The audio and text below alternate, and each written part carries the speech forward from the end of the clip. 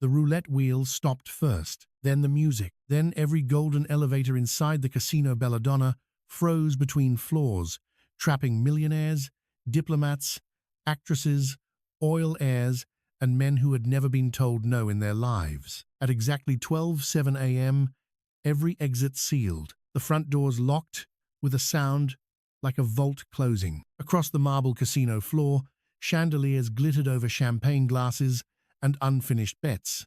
A woman in diamonds stood halfway from her chair, confused. A man with a cigar cursed at security. Dealers slowly lifted their hands away from the tables as the lights shifted from warm gold to cold blue. And then Luca De Santis appeared at the top of the grand staircase. No one spoke. In Monaco, people whispered his name in private rooms and lowered their voices when his black cars passed the harbor. Luca owned the Casino Belladonna, but he almost never walked the main floor. He preferred glass offices, private tunnels, and rooms where men signed away pieces of Europe with trembling hands. Tonight, he came down the staircase in a black suit, calm as death. His dark eyes swept across the frozen casino. Then he looked at his head of security and said, "Lock the building." The security chief swallowed.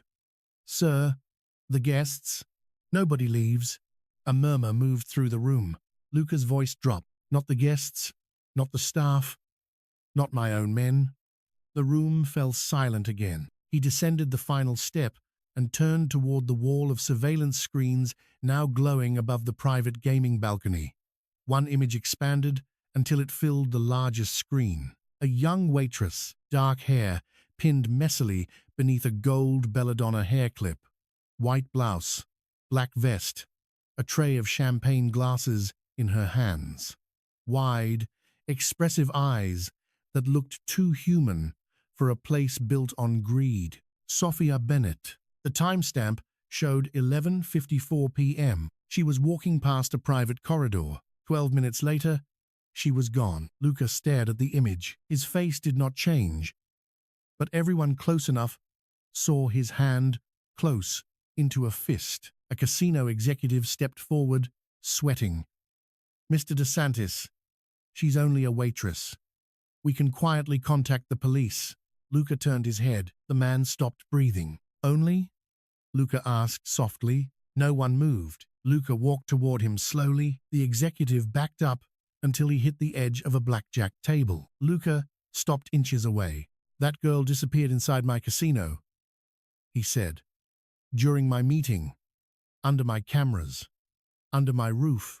His eyes returned to the screen. "Find Sophia Bennett," he said. "Search every floor, every room, every tunnel."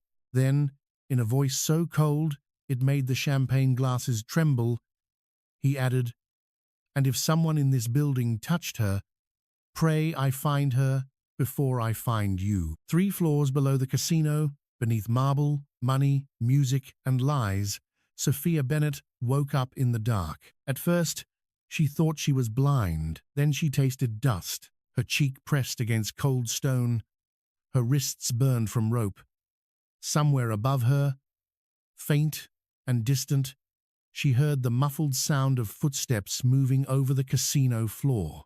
She tried to inhale and coughed. The room smelled like old wine, metal, and seawater. Her memory returned in broken flashes, a silver tray in her hands, the private corridor behind the high-limit room, voices behind a half-open door, Luca De Santis standing inside with 3 men she had never seen before. Then, another voice, Russian accent. Low, cruel, the shipment moves through the harbor at dawn. De Santis signs tonight, or the girl becomes useful. Sophia had frozen. She shouldn't have been there.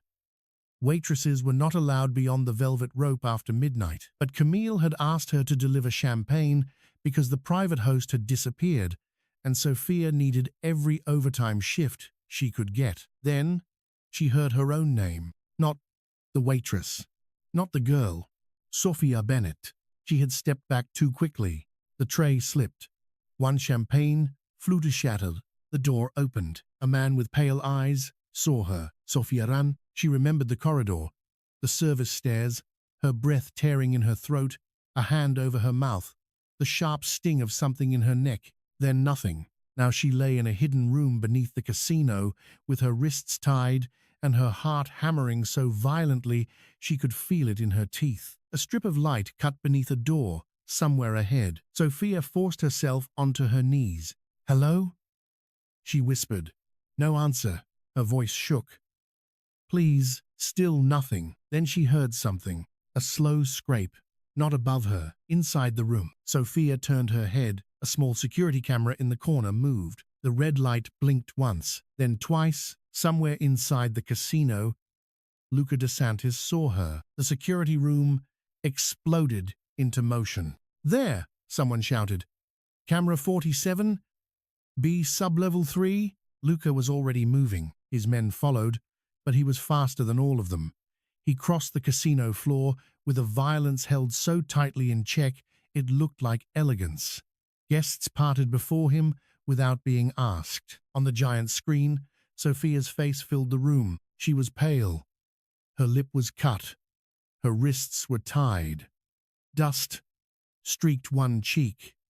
But her eyes were open, alive. Luca stopped for 1 second, only one, but that single second revealed more than he ever would have allowed.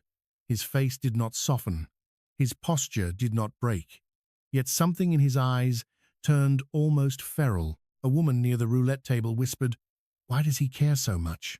Luca heard her. He did not answer, because there was no answer he could give in front of these people.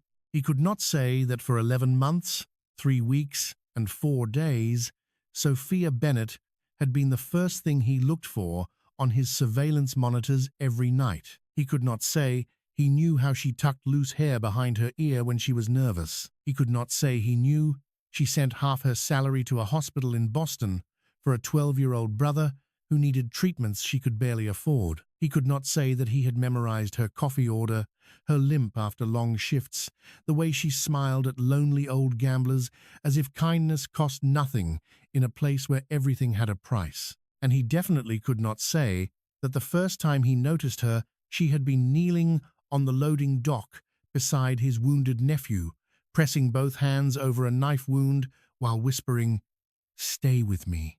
You're not dying behind a casino tonight." That boy had survived because of her, and Luca had been watching ever since. Not because she belonged to him, because she had become the one thing in his world he looked at without wanting to destroy it. He entered the private elevator and turned to his security chief. "If she has one more mark on her body than she already does," Luca said, "I will bury everyone involved beneath this building." The elevator doors closed. Above him, the Casino Belladonna remained locked. Below him, Sophia heard footsteps. She dragged herself backward until her shoulders hit stone. The door opened. Light sliced across the room. A man stepped inside first. Tall, dark hair, black suit, controlled face. The kind of man who made danger feel organized. Luca De Santis. Sophia had seen him before, but never this close. He did not look relieved. He looked furious. Not loud fury, not messy fury. The quiet kind. The kind that had already decided what it would do to the world. His eyes moved over her face, her lip, her wrists, the bruises forming along her arm. Something lethal passed through him. Sophia pushed herself harder against the wall. "Don't," she whispered.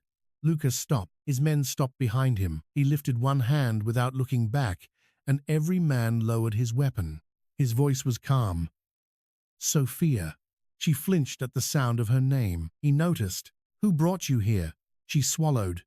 Her throat burned. "I don't know." "Did they touch you?" Her eyes flickered. His jaw tightened. "Answer me." "Yes," she whispered, "but not like that." For the first time, Luca closed his eyes. Only briefly, when he opened them again, his voice was softer but more dangerous. "I'm going to cut the rope." Sophia stared at him. "Why do you know my name?" The room changed. Behind Luca, one of his men looked down. Luca did not move closer. "You work in my casino. There are 600 employees in your casino. I know all of them." "No, you don't." "Silence." Sophia's breathing quickened. Luca took one careful step and knelt in front of her. The sight was impossible. The most feared man in Monaco, on one knee in the dust, pulling a knife from inside his jacket, not to threaten her, but to free her. Sophia tried not to shake. "I won't hurt you," he said. She laughed once, broken and terrified. "Men like you always say that before they do." His eyes held hers. "Then don't believe me," he said. "Believe what I do next." He cut the rope around her wrists with precise care. His fingers did not touch her skin until the final strand fell away. Even then, he stopped, waiting. Sophia rubbed her wrists and winced. Luca saw it. His hand twitched as if he wanted to reach for her. He didn't. "Can you stand?" Yes. She could not. The moment she tried, her knees buckled. Luca caught her before she hit the floor. His arm wrapped around her waist, firm and warm through the thin fabric of her uniform. Sophia's palms landed against his chest. His heartbeat was steady. Hers was chaos. Their faces were suddenly close. Too close. She smelled rain, expensive cologne, and smoke. For a second, the fear shifted into something worse. Awareness. Luca felt it too. His eyes dropped to her mouth, then immediately returned to her eyes with brutal restraint. "I'm carrying you," he said. "No, you can't walk. I don't care." "I do." The words were too quiet, too honest. Sophia stared at him. Before she could answer, a sound cracked through the hallway outside. Gunfire. Luca moved instantly. He pulled Sophia behind him, his body becoming a wall between her and the door. His men surged into formation. Bullets struck stone. Dust fell from the ceiling. Sophia clutched Luca's jacket with both hands. He glanced down, not at the gunfire, at her fingers gripping him. Something changed in his expression. Then he lifted her into his arms. She gasped. "Put me down. When you stop being hunted, I don't even know why I'm being hunted." Luca carried her out into the corridor as if she weighed nothing. "You heard something you weren't supposed to hear." Sophia's blood went cold. So it was real. Yes. The shipment. The harbor. My name. Luca's face hardened. "What did you hear about your name?" Sophia looked at him. "You tell me." For the first time since he found her, Luca did not answer. That silence terrified her more than the gunfire. They moved through a service tunnel beneath the casino while violence erupted behind them.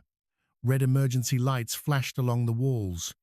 Luca's men formed a moving shield around them. Sophia saw blood on one man's sleeve, shattered glass beneath Luca's shoes, and the black mouth of a hidden corridor she never knew existed under the place where she served cocktails to billionaires. "Where are you taking me?" she asked. "Somewhere safer." "That's not an answer. It's the only one I have time for. I'm not yours to move around." Luca looked down at her. Something like approval flickered in his eyes. "No," he said.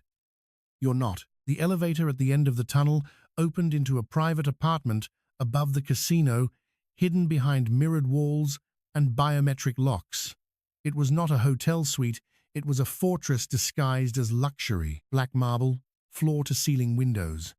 Monaco harbor glittering below in the night. Rain moved across the glass like silver threads. Luca set Sophia carefully on a leather sofa. The moment his hands left her, she pulled away. "Phone," she said. "No, I need to call my brother. He's safe." Sophia froze. "What?" Luca removed his jacket and handed it to an older woman who entered with a medical kit. "Your brother is at St. Catherine's Children's Hospital in Boston. Room 812. His nurse tonight is Dana Miller. He had a fever at 8, but it broke before 10. Sophia stood so fast the room spun. "How do you know that?" Luca's face closed. The woman with the medical kit paused. Sophia's voice rose. "How do you know my brother's room number?" Luca said nothing. The silence gave him away. Sophia stepped back. "You've been watching me." His eyes stayed on hers. "Yes." The word hit harder than a lie would have. Sophia's throat tightened. "How long?" "Almost a year." The room seemed to tilt. She looked around the apartment, The guards, the locks, the rain, the man who had sealed a casino for her. You're insane. Yes, she had not expected him to agree. Her anger shook. That's all you have to say? No, but it's the only honest beginning. Sophia laughed, but it came out broken. You locked down an entire casino for me. Yes. You knew my schedule. Yes. My brother's hospital. Yes. My life. Parts of it. Parts? Her eyes filled with tears of fear and fury. What parts didn't you steal? That landed. Luca's expression did not soften, but something in his eyes darkened with pain. I never entered your home. I never touched your accounts. I never interfered with your choices. You watched me through cameras. I watched threats around you. You watched me. Yes. Sophia turned away, wrapping her arms around herself. Her uniform was torn. Her wrists burned. Her heart hurt in places she did not understand. Luca spoke behind her. The first night I noticed you, you saved my nephew. She looked back. What? Matteo. 17. Stubborn. Bleeding behind the loading dock because he thought he could prove himself in a fight he should have run from. Luca's voice was controlled, but quieter now. You were supposed to be on break. Instead, you knelt in the rain and kept him alive until my doctor arrived. Sophia remembered. A boy with terrified eyes. Blood between her fingers, a black car arriving too fast. Men pulling him away before she could ask his name. That was your nephew? Yes. I thought he was just a kid. He is. Sophia's anger faltered, but did not disappear. So you decided to stalk me? I decided to make sure no one punished you for helping him. And then Luca looked at her for a long moment. Then I kept looking. The confession filled the room with something too intimate to name. Sophia looked away first. The older woman cleared her throat gently. Miss Bennett, your wrists. Sophia allowed the woman to clean the rope burns, but she watched Luca the entire time. He stood by the window, hands in his pockets, face half lit by the harbor. A king in a glass cage, a monster who had saved her, or a savior who had become monstrous while watching from the dark. Neither answer comforted her. Downstairs, the casino remained sealed. By 1 a.m., the wealthy guests were angry. By 1:20, they were afraid. By 1:45, they understood that the Casino Belladonna was no longer a playground. It was a trap. Luca walked back onto the casino floor with Sophia beside him. He had offered her a room, a doctor, a chance to rest. She had refused. If people are trapped because of me, she said, I want to know why. They are trapped because someone tried to kill you. Because of what I heard. Yes. Then I'm not hiding in your room like a secret. Luca had stared at her for a long second. Then he said, Stay close. I don't take orders from you. No, he said. But tonight, you'll survive longer if you pretend to. Now Sophia stood beside him in the center of the casino, wearing his black jacket over her torn uniform. Every eye turned toward her. Whispers moved like smoke. That's the waitress. He locked the casino for her. Why her? Luca heard them. His face stayed calm. But when one drunk businessman muttered something filthy under his breath, Luca turned his head slightly. 2 guards removed the man within seconds. Sophia looked at Luca. Did you just have him dragged away for insulting me? Yes. That's not normal. Neither is kidnapping a waitress beneath a casino. Fair. The corner of Luca's mouth almost moved. Almost. Then the front doors opened from the inside. A man stepped forward from the private gaming room. Viktor Orlov. Sophia recognized him immediately. Silver hair, pale eyes, expensive black coat. The same voice she had heard behind the door. The casino air changed. Luca angled his body slightly in front of Sophia. She noticed. Orlov smiled. There she is, he said. The girl who cost everyone such an inconvenient evening. Luca's voice was soft. Careful. Orlov ignored him and looked at Sophia. Do you know what kind of man shuts down a casino for a waitress? Sophia swallowed. Orlov stepped closer. One who is either in love, he said, or hiding something. Luca moved before Orlov came within 10 feet. Not dramatically, just enough that Orlov stopped. Sophia felt Luca's presence like a wall. Orlov smiled wider. Interesting, Luca said. You brought violence into my house. You brought a witness into our business. She is not business. The words rang through the casino. Sophia looked at him sharply. Orlov did too. For one brief moment, Luca had revealed too much. Orlov's eyes glittered. So she is the weakness. Luca's expression became empty, and somehow that emptiness was more frightening than rage. You have 3 seconds to stop talking about her.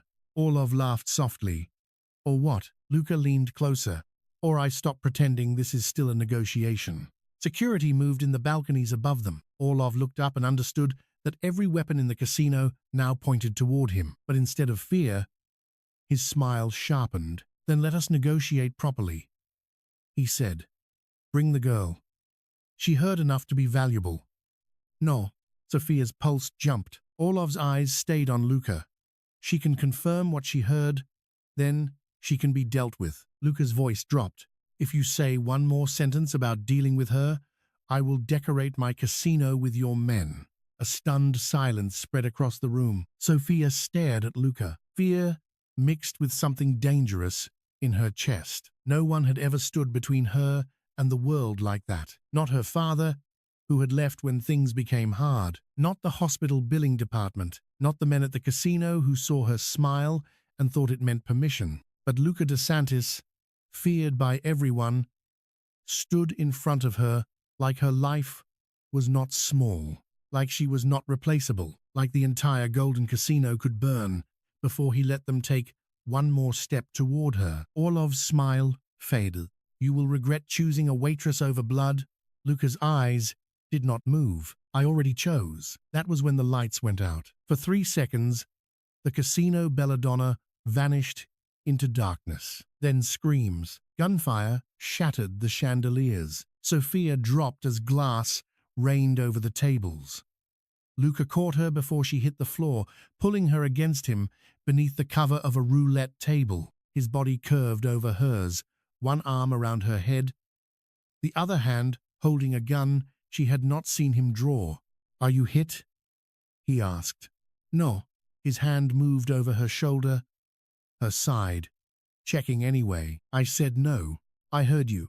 Then why are you still checking? His eyes flashed. Because I don't trust the world with your answer. Another shot struck the table. Sophia flinched. Luca's jaw tightened. Close your eyes. No. Sophia. I said no. For half a second, in the middle of violence, something like pride crossed his face. Then he looked over the table and fired twice. The attack lasted 4 minutes. To Sophia, it felt like a lifetime. When the emergency lights returned, the casino looked like a palace after a war. Crystal covered the floor. Cards floated in spilled champagne. Rich guests crawled from beneath tables, suddenly equal in terror. Orlov was gone. So was one of Luca's men. And so was the casino's chief financial officer. Luca stood slowly, pulling Sophia with him. His white shirt was cut at the shoulder. Blood darkened the fabric. Sophia grabbed his arm. You're bleeding. It's not deep. You don't know that. I do. You're impossible. Yes. She pressed his handkerchief against the wound anyway. Luca looked down at her hand, on his arm. The casino noise faded around them. For 1 second, neither moved. Then a young voice cried from the balcony. Uncle Luca! A boy ran down the stairs before anyone could stop him. Sophia recognized him immediately. Matteo, the boy from the loading dock. He was thinner than she remembered, with dark hair and Luca's eyes, but softer, younger. Afraid, Luca's face changed, not soft, not openly, but something protective tore through the cold. Matteo reached him and stopped when he saw Sophia. You, he said. Sophia blinked.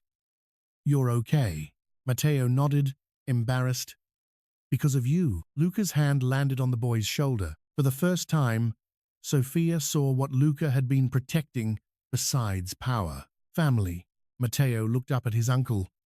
They took Marcello. Luca's expression froze. Sophia asked, "Who is Marcello?" Luca looked toward the shattered private room. "My brother." The answer opened a new door into the nightmare. Marcello De Santis was not only Luca's older brother, he was the man who should have inherited the family empire. But 3 years earlier, Marcello had disappeared after refusing to approve an alliance with Orlov. The world believed he had died. Luca had never believed it. Tonight, he learned the truth. Orlov had kept Marcello alive in a hidden villa outside Nice, using him as leverage. The deal Sophia overheard was not about a shipment alone. It was about trading Marcello's life for control of the Belladonna, the harbor routes, and Luca's loyalty. Sophia had heard the part no outsider was supposed to hear. Her name, because Orlov's men had discovered Luca's surveillance files. They knew he watched her, they knew she mattered, and they planned to use her as a second leash. Sophia listened from Luca's private office as the truth unfolded across security feeds, intercepted calls, and whispered reports in Italian and French. She sat in a leather chair near the window, wrapped in Luca's jacket, numb with exhaustion. "You should have told me," Matteo said to Luca. Luca stood behind his desk, colder than ever. "No, he's my father. He is my brother. He is my father," Matteo repeated, voice breaking. Luca said nothing. Sophia watched the pain pass between them. Suddenly, Luca seemed less like a monster who controlled everything and more like a man holding a collapsing world together with bloodied hands. Matteo turned and stormed out. Luca closed his eyes. Sophia stood. "Go after him." "No. He's hurting. He's alive. That's not the same thing." Luca looked at her. She walked closer, stopping at the edge of the desk. "You saved him from danger," she said, "but you still left him alone inside it." His expression hardened. "You know nothing about raising a boy inside a war."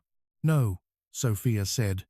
"I know what it feels like to be protected from the truth until the truth becomes another prison." Luca went still. Her words struck too close. He looked away first. That small victory frightened her because she was beginning to understand him, and understanding a man like Luca De Santis felt like stepping closer to a fire just because it was cold outside. The casino lockdown stretched into dawn. Police never entered.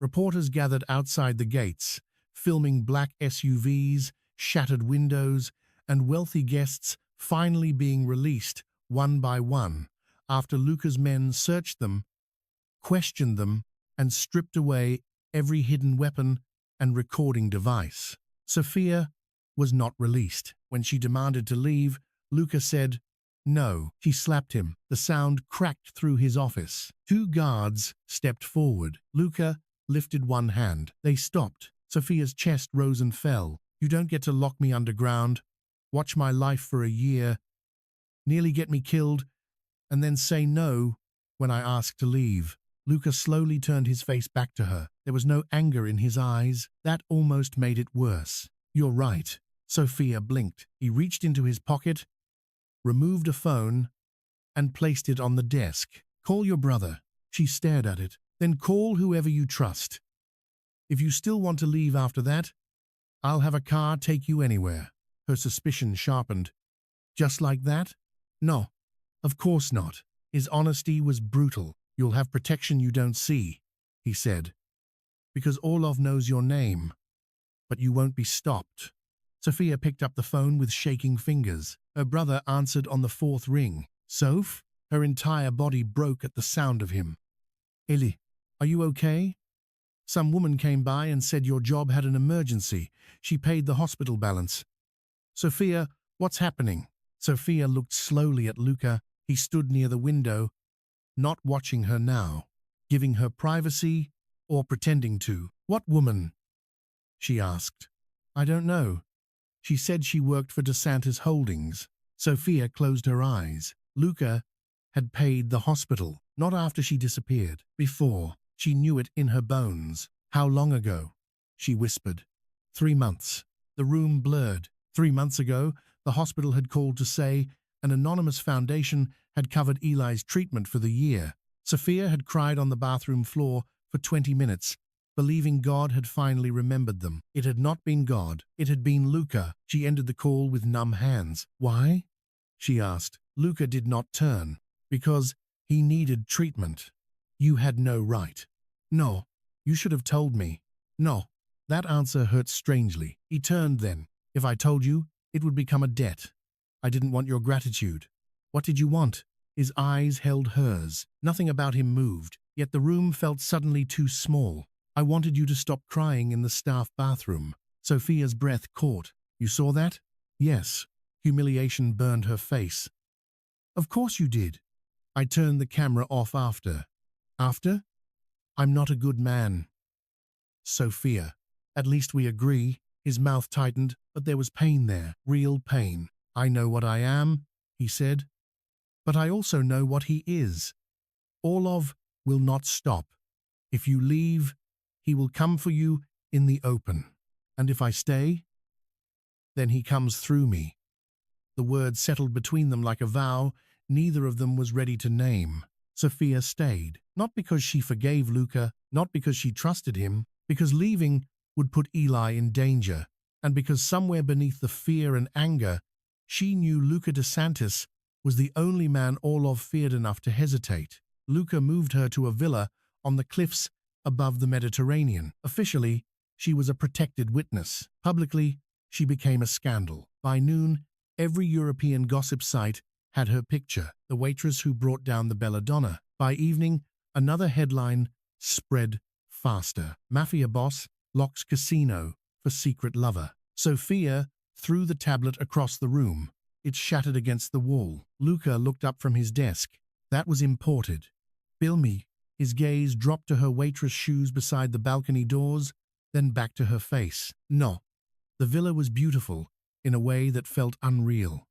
White stone, dark wood, storm blue sea, armed guards along the cliffs, a bedroom larger than Sophia's entire apartment, a closet full of clothes she had not asked for and refused to wear for the first 2 days. On the third day, her uniform disappeared. She found Luca in the courtyard. "Where are my clothes?"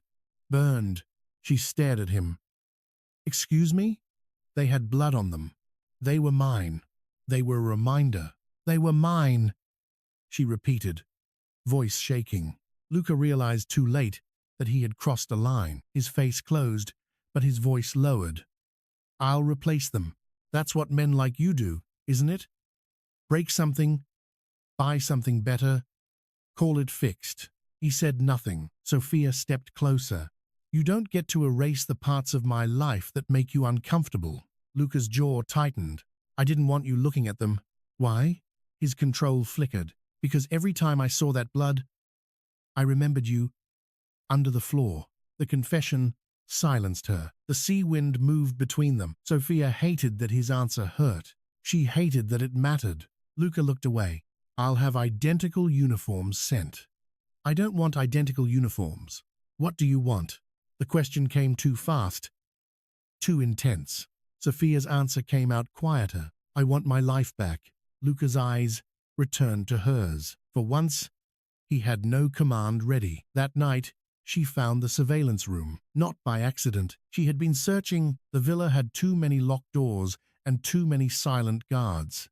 Sophia had spent years balancing trays through crowded rooms, learning how to read movement, reflection, hesitation. Rich men underestimated waitresses because they thought invisibility meant stupidity. Behind the wine cellar, she found a steel door. The code was Matteo's birthday. Inside were screens, files, maps, and photos of her, not hundreds like a madman's shrine. Worse, organized, dated, categorized. Sophia leaving the casino. Sophia at the hospital in Boston. Sophia on video calls with Eli. Sophia asleep in the staff break room, head resting on folded arms. Sophia laughing with Camille. Sophia walking alone along the harbor at sunrise, after a double shift. Her stomach turned. Luca found her standing in front of them. He stopped in the doorway. Sophia did not turn around. You said you never entered my home. I didn't. But you entered everything else. Silence. She picked up a photo. Outside the hospital. You followed me to Boston? Yes. My brother? He was vulnerable. No. Don't do that. She turned, tears bright in her eyes. Don't make this noble. Luca's face was pale beneath his control. I won't. What is this? His voice was rough. Evidence. Of what? That you were safe. That I existed for you to watch. He looked at the wall. For the first time, he seemed ashamed. I told myself it was protection. And what was it really? His eyes met hers. Obsession. The word should have frightened her. It did. But it also did something else. Because he did not say it proudly, he said it like a confession. Like a wound he had been hiding under expensive suits and colder decisions. Sophia stepped back. You don't love me? No. The answer struck harder than expected. Luca continued, voice low, I don't know how to love. I know how to own, control, protect, destroy. I know how to make threats disappear. I know how to keep people alive from a distance because close is where they die. His eyes moved over her face. But with you, distance became another kind of violence. Sophia's tears spilled. You don't get to say beautiful things after doing ugly ones. I know. You don't get to make me feel sorry for you. I'm not asking. Then what are you asking? He stepped closer, then stopped before entering her space.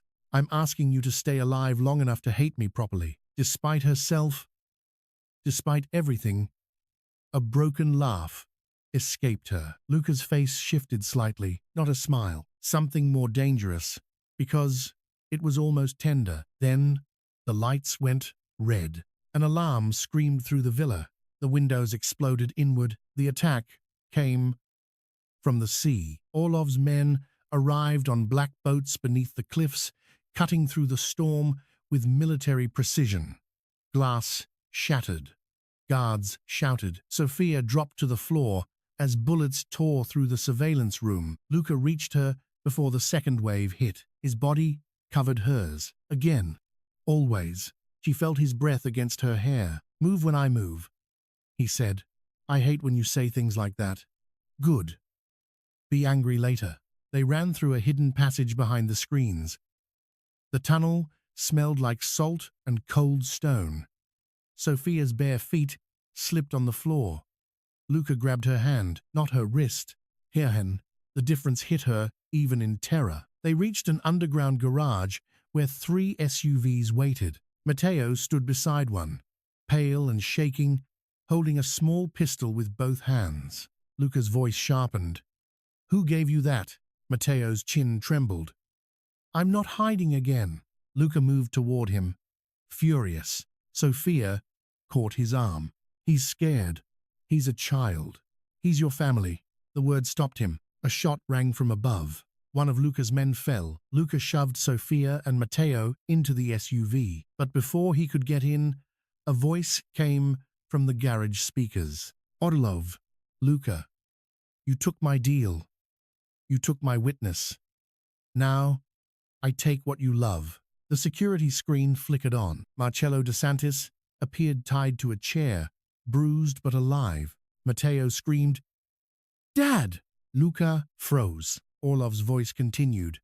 Bring the waitress to the old opera house by midnight, or your brother dies in front of his son. Sophia looked at Luca. She saw the war inside him. Brother, boy, woman, empire, every piece of him being pulled apart. His eyes met hers. No, he said before she spoke. You don't know what I was going to say. Yes, I do. Luca, no. His voice cracked like a door slamming. I won't trade you. Matteo sobbed behind them. He's my father. Sophia closed her eyes. There it was. The impossible choice. The one Orlov had built perfectly. Sophia was not noble enough to want to die. But she had lived too long with hospital rooms and unpaid bills and fear to ignore a boy begging for his father. She looked at Luca. I'll go. His expression became terrifying. You will not. If he wants me alive, I have time. He wants you because you matter to me. The words hit both of them. Luca seemed to realize what he had admitted. Sophia whispered, "Do I?" He did not answer. He didn't have to. The old opera house outside Monte Carlo had been abandoned for 30 years. Rain fell through holes in the roof. Red velvet seats rotted in the dark.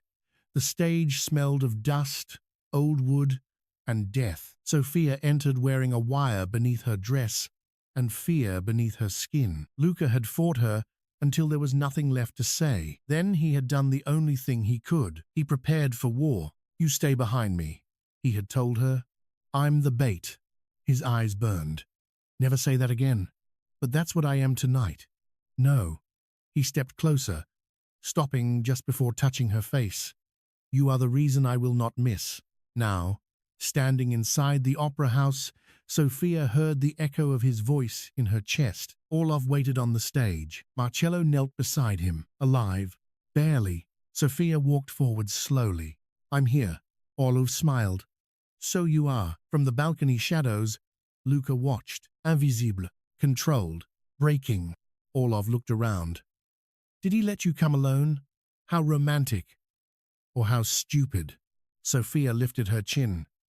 "You wanted me." "I wanted his weakness."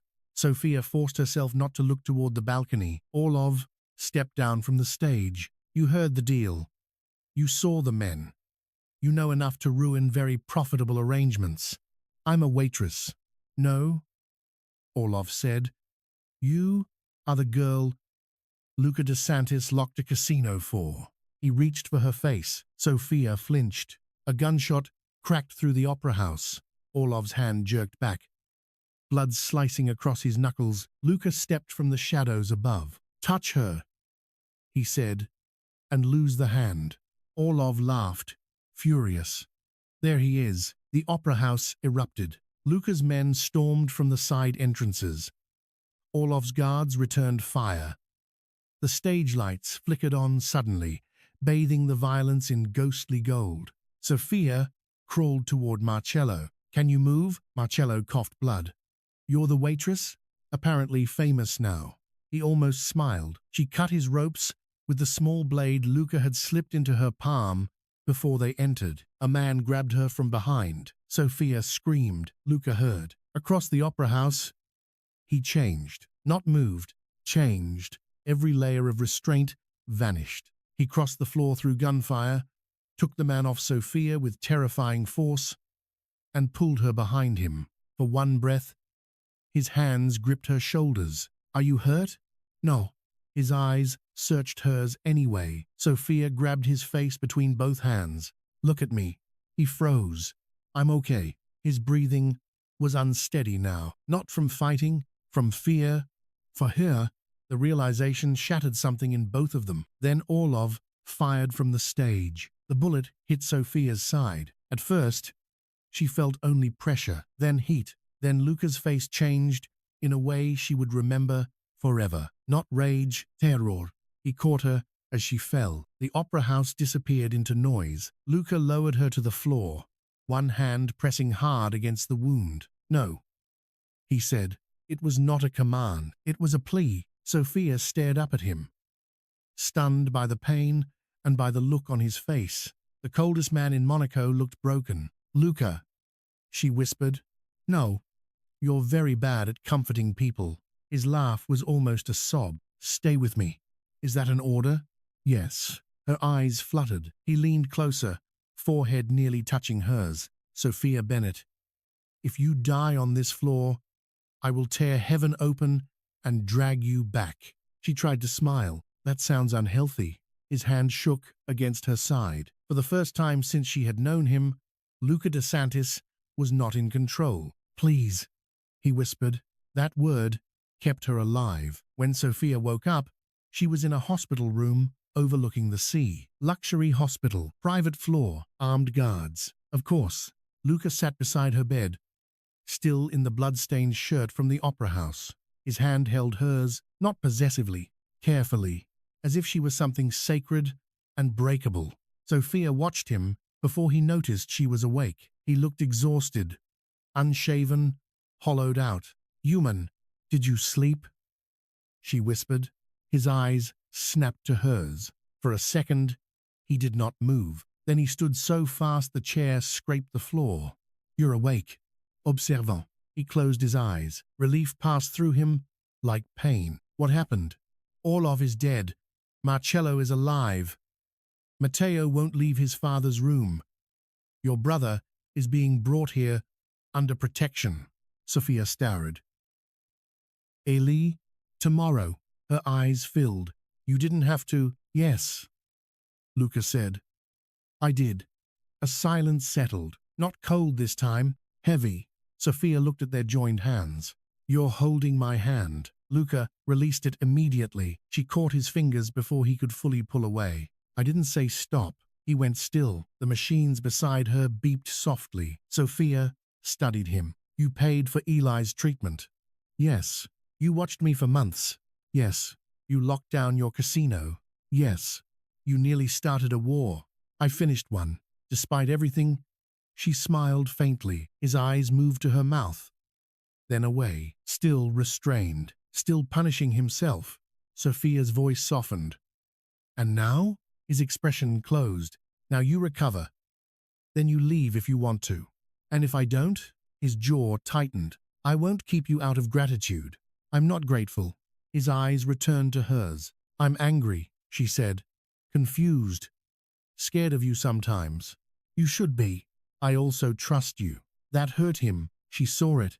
Trust was heavier to him than fear. "You shouldn't," he said. "Don't tell me what I should feel." A faint shadow of admiration crossed his face. Sophia squeezed his hand. "You don't get forgiveness because you suffered. You don't get love because you protected me.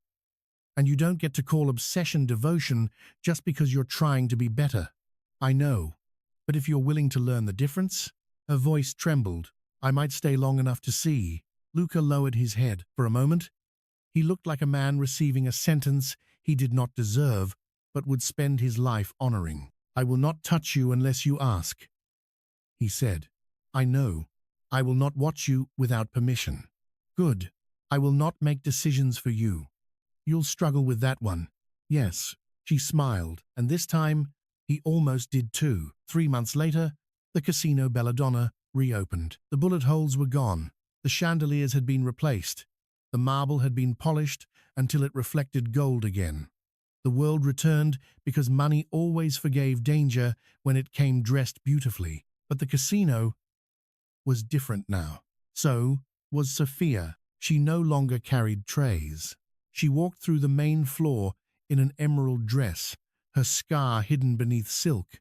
Her brother laughing upstairs with Matteo, her life no longer measured in overdue bills and double shifts. Luca watched from the balcony. He still looked dangerous. He always would. But now, when he saw her, his expression changed just enough for her to recognize the man beneath the empire. Sophia climbed the stairs slowly. "No lockdown tonight?"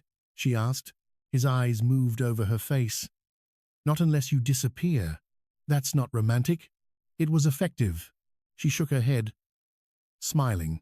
Below them, the casino glittered. Above them, Monaco lights shimmered against the dark sea. Luca reached into his jacket and removed a small velvet box. Sophia's breath caught. "No," he said quietly, reading her face.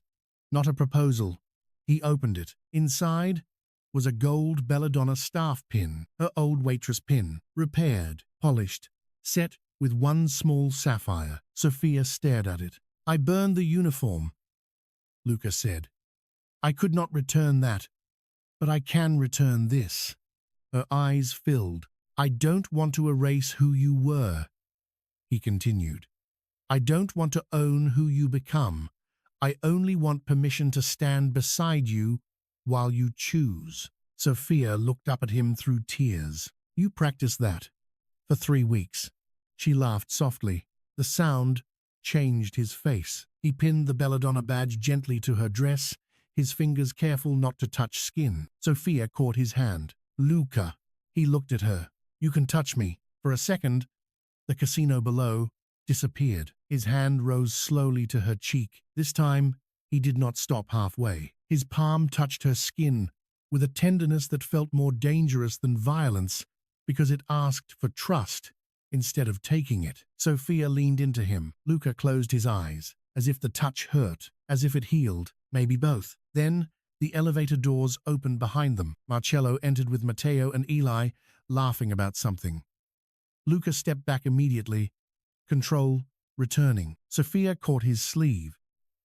"Don't." He looked down. She took his hand in front of everyone. A quiet shock passed through the guards nearby. Luca stared at their joined hands. Then, at her. "You're sure?" he asked. "No," Sophia said honestly.